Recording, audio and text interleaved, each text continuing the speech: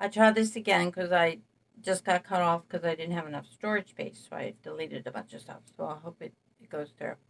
Anyway, I hope everybody's well. So I'll try to make this quicker so I don't run out of storage space. Anyway, I did have a vision about summer. It was a couple nights ago, 2 nights ago, and I had to mull it over to kind of figure it out a little bit before I presented it. I had been looking on Google Globe or Earth, and I had found some more buildings on the Wells property, which interested me. So I took a ride on their virtual thing, on their virtual drive, but I couldn't, and I found another entrance on the Ben Hill Drive.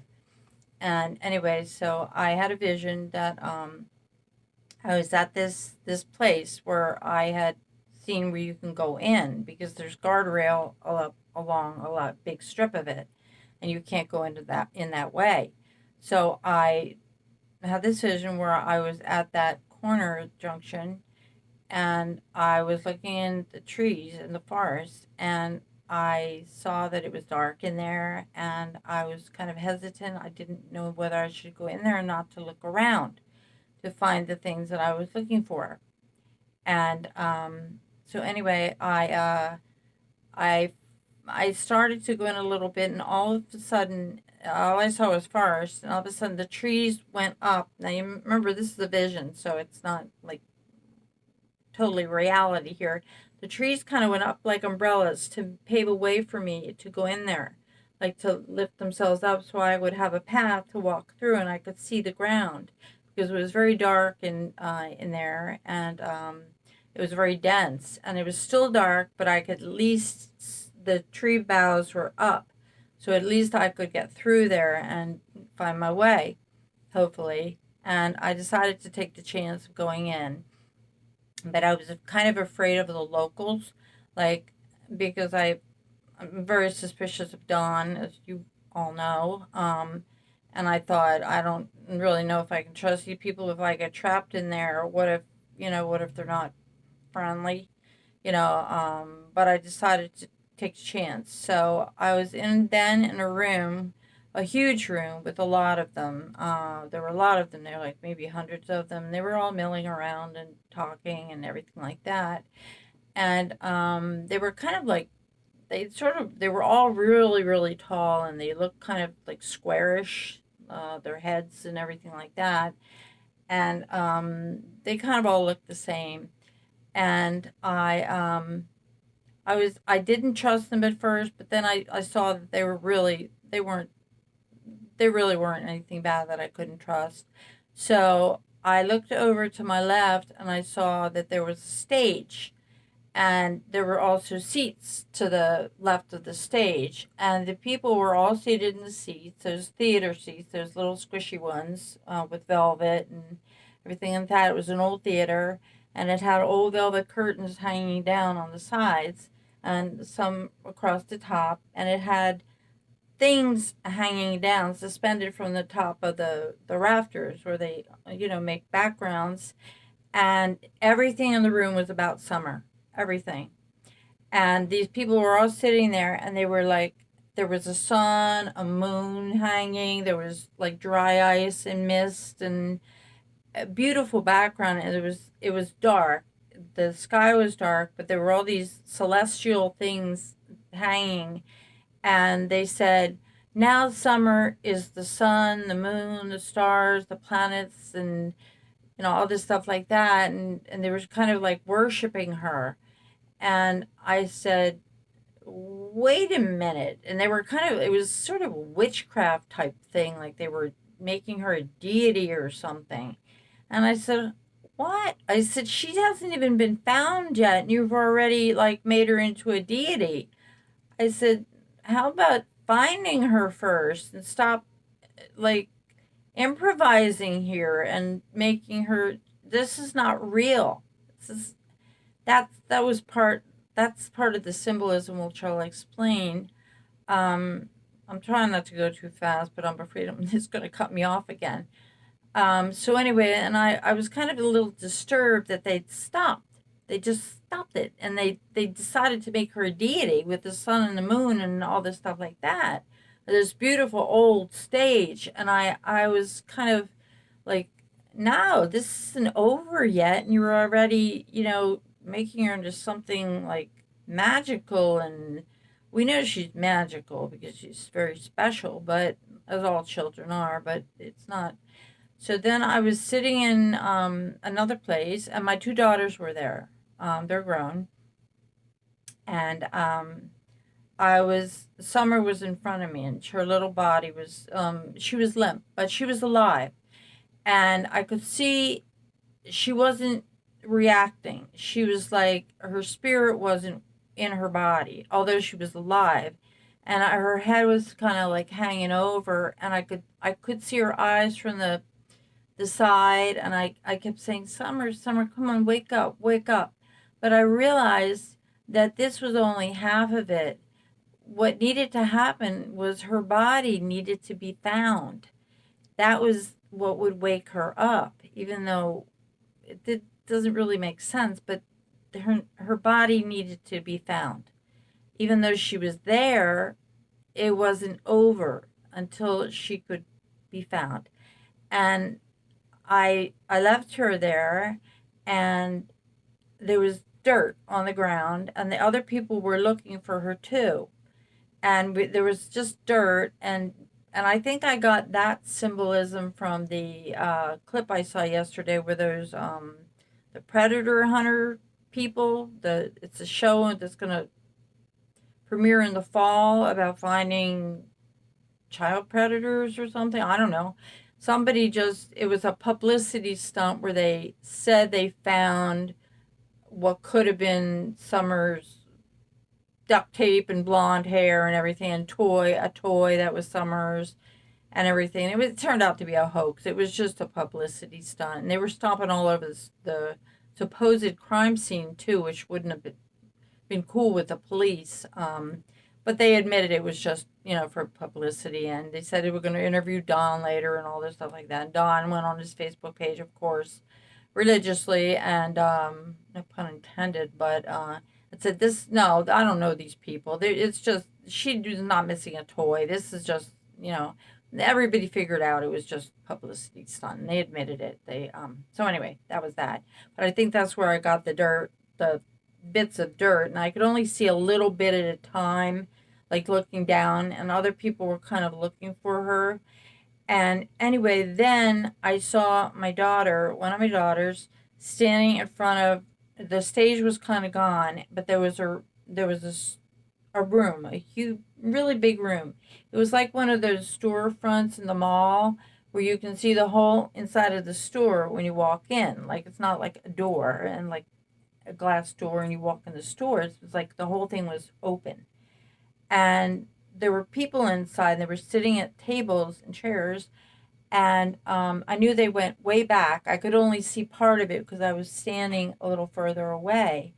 And one of my daughters, who was in my vision pregnant, which she's not, there, um, she was about 6 months along. She was about two-thirds of the way along, and she was standing kind of near in front of the store, and I announced it. I said, "Oh, and my daughter's pregnant. She's gonna have a baby in a couple months," and everybody started to cheer. And it was like the most heartfelt, warm cheer, and I knew it came from the heart. And it was like they were so excited that my daughter was going to have a baby, and it was like it really was, it meant a lot to them. Like, they were so happy, and I was a little surprised at just how happy they were. And then my other daughter was standing closer to me, and she was pregnant too, but she was much less pregnant. She was only about 2 months. And I figured I might as well announce that too. So she kind of moved closer to the store, and I said, and this daughter is pregnant too. She's just 2 months.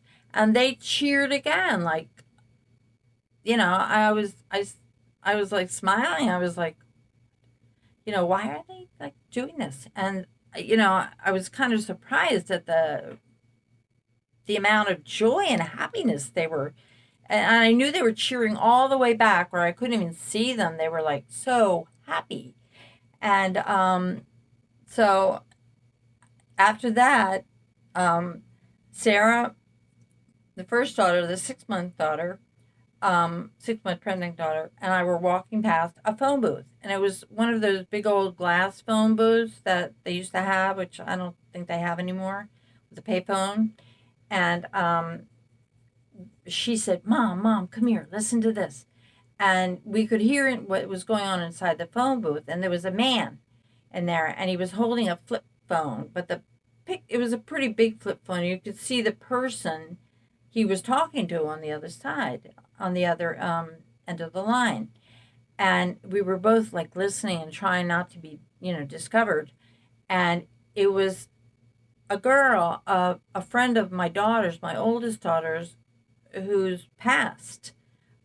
She had been murdered by her husband a few years ago. It was very, very disturbing. It was a horrible case. It was in the news. It was domestic violence, and she wanted to leave him. She tried to separate from him, but she kept kind of like taking him back. He was a loser. He was abusive. He liked guns, the whole regular scenario. And he said, the old, if I can't have you, no one will. And she had started talking to an old friend again, and he took it the wrong way, and he got all jealous. And he killed her in front of their two boys, their 5 and 6 year old, I think they were at the time. And it was all over the news. And Stephanie and this girl had been friends, who is now a young woman, for since kindergarten. We knew the family. It was very, very upsetting. And so anyway, she was on the phone, and she was a good person. This was not anything she would have done, but she said to this guy, I can't stand this anymore. I can't take, you come pick up Summer at 8 o'clock. You better not disappoint me. I can't take her anymore. Pick up Summer. She didn't say pick up her, pick up, pick up the kid. She said Summer, pick up Summer. And I was like, Sarah, I said, we have to be there. And I knew we were involved. Like, we weren't the police. I knew the police were going to be there too. Somehow they had listened in on the call or something like that, that we had to be there to make sure Summer was okay. And anyway, so we were decided that we were going to, be there too. Somehow we knew where the place was and what time and everything like that. And it was like, oh my God, this is fantastic, And that was the end of the vision. And then when I came out of it, I thought, okay, well, what does it mean? And excuse me a minute. Ginger ale, glucosamine, and ice. No lime. Forgot. At that, going into the property and going into unknown territory is kind of like I put myself out there. I really, this is the first criminal case I've ever done. I had 4 famous cases, including this one, that I've seen visions of what happened, or what I perceive to have happened.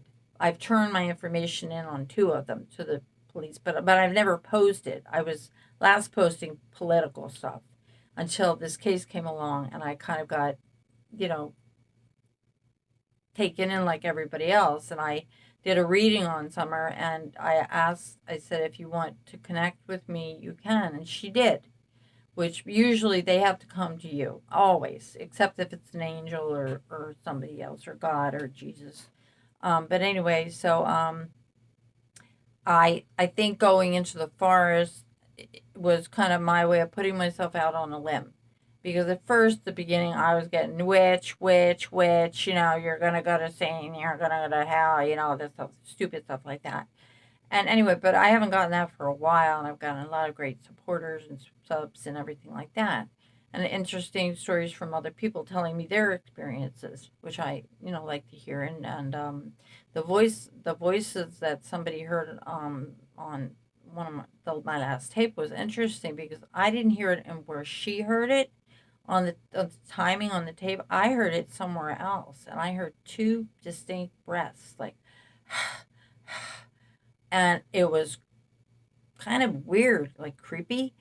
And I didn't even have to look at the timing. I could just tell where it was. And it was at a different place. But anyway, so I think walking into the forest was my way of like not knowing what was happening. And the trees just kind of made their umbrellas up. So going in, I have the ability to see things. And I've been seeing things all along. If you listen to my first videos about this, you'll see that mo- every everything that I have said that is possible has happened that I didn't even know about because I didn't know anything about this case when I went into it. And that's the way I like it. And then when I did Michael Vaughn, I've only done like one reading or two readings, and one person asked me like five questions in one little paragraph, and I was like, whoa, I've just done one reading, and that was where the sounds actually came in on his reading. So anyway, but I continue, we'll continue to do that. But anyway, so I think going into the forest and being afraid of the people and being afraid of what I was going to find is the locals, but it turned out to be okay. I think the moon, the stage was, there's so many illusions that have been going on here that Don has put up, that there have been so many different, it was a stage, it was a set, it was an illusion, it wasn't real, it was people like making her into a deity. It was people kind of, it's like the Seven of Cups. It was like people making her into something she isn't, and creating all these fantasy things and stories and all these possibilities. It's not real. And I was like, wait a minute, whoa, they haven't even found her body yet, and you're already doing this and that. It was a stage. It was a set. So it wasn't real. And I was kind of bothered by that. So that was that part of it. Having Summer's body right there is that she is alive. She's there, but until her body is found or until some concrete evidence comes up, she's being kept alive artificially because nobody really knows for sure what happened. And the stories are just changing and changing. And Don is like all over the place. And so is Candace. And so are the other people involved. So it was like her body, but her soul and spirit were not there. And they needed that finding of her to connect, to make it a real, it was just a shell of her. She was alive, but she wasn't really there. I knew she had to be found. So that was pretty clear. I think my daughter being 6 months pregnant is Summer's case, and my other daughter being Les is Michael Vaughn's case. The cheering that happened means that there's going to be good news, and I think it will have some my news will have a lot of truth to it, which it has so far. And also Michael Vaughn's is just beginning, but there will be good news from something that I've said, that I've seen, and that's what I think. I think my predictions will be pretty much accurate because they have been my whole life. I mean, sometimes I've waited like 30 years for a vision to happen, and sometimes it takes that long. But I believe that the cheering and the heartfeltness that was for Summer, because everybody loves Summer. We love her. It was joyful. It was happiness. And a baby, a pregnancy means something's growing, something's building, something's being, it wasn't time yet, but it was growing. The baby was growing inside her. The birth would have been, if it would have been a birth, it would have been something would have spilled, something would have come out. But it was not time yet. And Stephanie's pregnancy being only 2 months meant it was much less time I've spent on it because I just started, and this case hasn't really had a lot of facts to it yet. There's not really a lot of news on it yet. I mean, I have my ideas what happened, but you need some facts about. They really haven't shared any, so I think that there will be good news coming about Summer's case and Michael's, but Michael's is still very early, and Summers is further along, and there will be good news because people really love Summer, and they love Michael too, but Summers is coming first. So that's what I think. And the phone call, the phone booth, the glass was clear. That means we could see through it. And Christina being dead also added an element of death into the whole thing, because she had been murdered, and it was somebody speaking who's not alive anymore. But in the vision, it made sense, and she wasn't. It wasn't like she was dead in the reading, in the vision, but she actually is dead. So that kind of added another element of death. This person was dead, and she may have been speaking through. Um, she may have come through. That may have actually been a message from Christina saying that somebody is going to say, I've had enough. I always felt like one of them is going to cave and is going to give up. I've had visions of this before, that somebody is going to collapse when the police get too close. Not necessarily with the truthful information. They might squeal on the other one, but it's going to start the ball rolling. It's not. It wouldn't surprise me if Dawn throws Candace under the bus at all, but it's going to start the ball rolling, and it'll just, because I think Don is can't he feels guilt. No matter what kind of person he is, he feels guilt. And his now he's adding a neighbor heard screaming. And we've established, I saw Michelle After Dark, and she was showing the surrounding neighbors.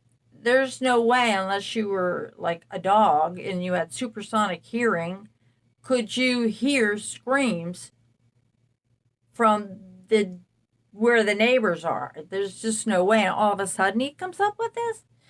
I mean, it just seems a little weird. It's like he keeps adding to his story, and this whole thing is really creepy.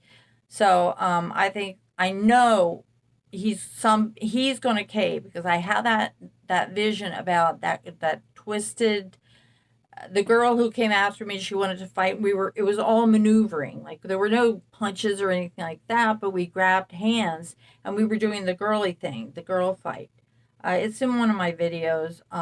And she was like a contortionist, like, which is what they're doing. They're actually contorting themselves to serve their own purposes. And she was like contorting and twisting, and she had crepey, she was young, but she had like crepey old skin. Her fingernails were coming off, and she was like loathsome. And the information that's come out about the two of them, D and C, is disgusting. I mean, is revolting and kind of like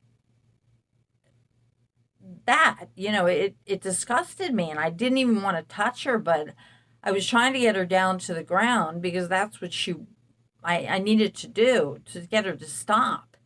And the police were getting closer and closer. As soon as the police got too close, she collapsed. And it was like, I give, you know, but it was only like a partial victory. So I think he's going to collapse. He's going to give something, but it's not going to be like a total truth or something, or he's going to blame it on Candace, or something. He's going to start it. He's going to start the ball rolling, and I know she's going to be found. I know that because and I know they're both going to get arrested. I know that because she's shown me this in a courtroom.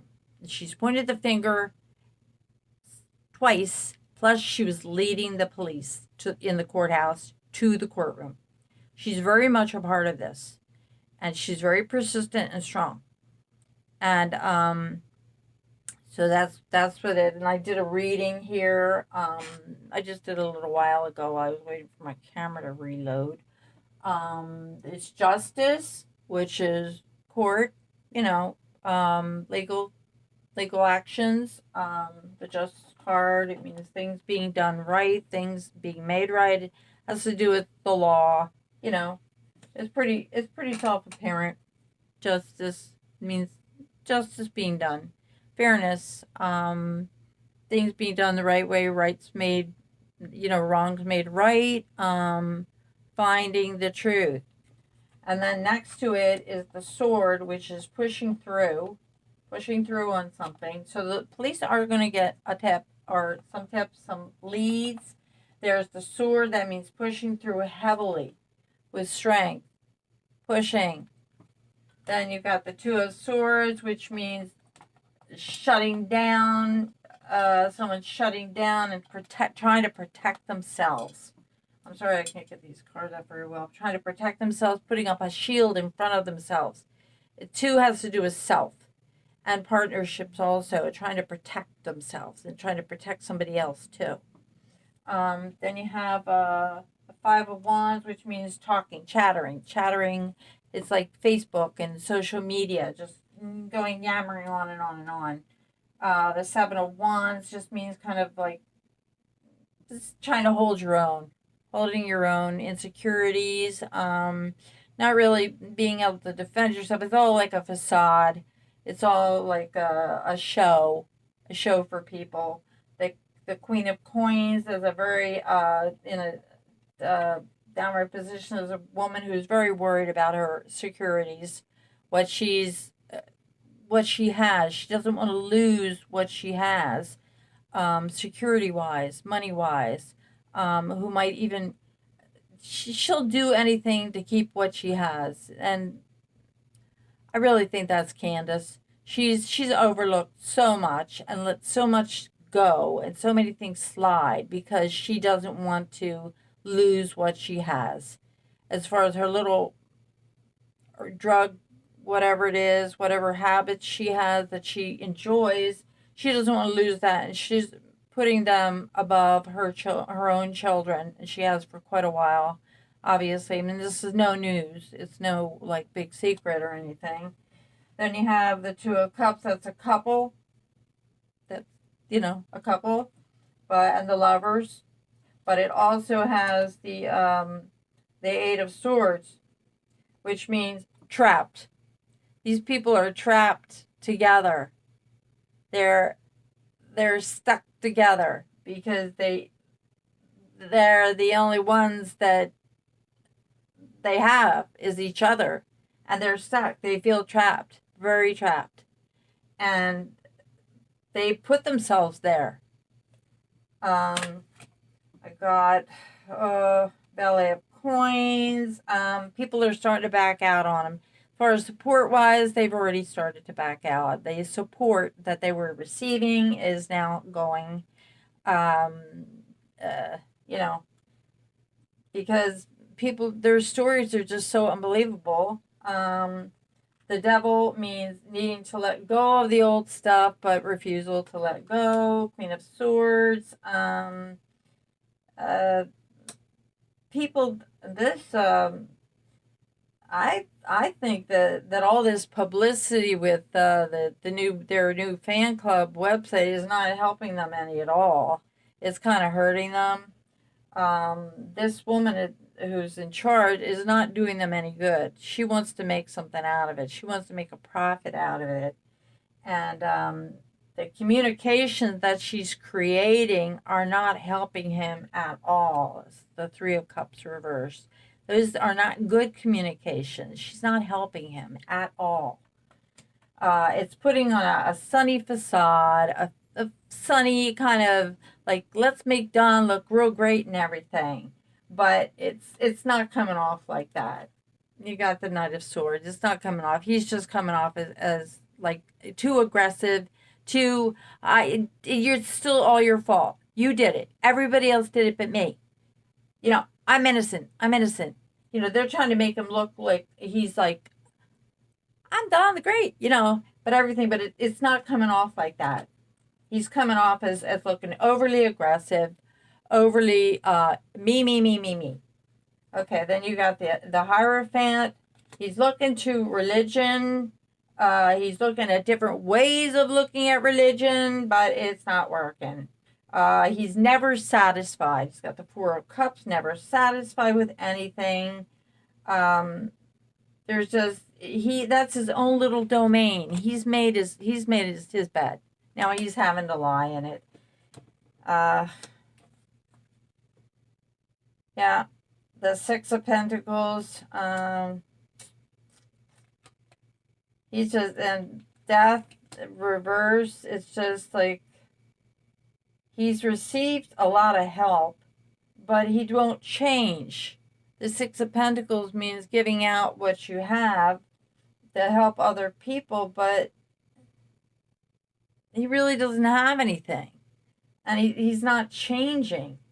Seven of Cups means everything's up in the air. All these ideas, he keeps throwing in new ideas, and they're not worth anything because they're lies, and he keeps throwing them in at weird times. His family life is in shambles. His kids are safe. The Ten of Cups means his children are safe. They're in good placement. They're happy. They have homes now, good homes. The Seven of Swords, again, he's defiant.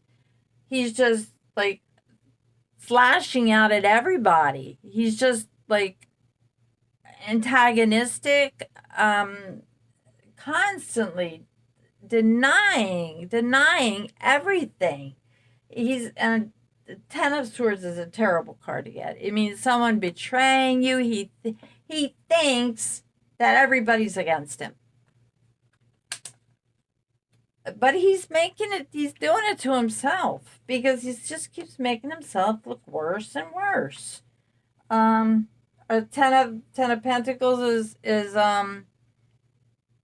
it's a home, a happy home life, but it's in a reverse position. His home is falling apart. I would think that he's probably going to lose his job. There is going to be something found on his land. That the Pentacle, that's my card for his land. The Nine of Swords is depression. It's again very, very bad feelings about yourself. Something's going to be discovered on his land. Evidence. That's what I've always taken. Other people have taken it to mean something else, and the Ten of Pentacles is house, home, property, his land, and then he's got the severe depression card. He can't hide this forever.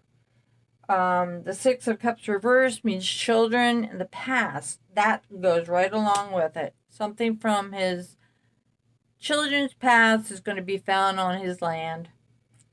Knight of Valet of Swords, misuse of everything, basically, that he's got.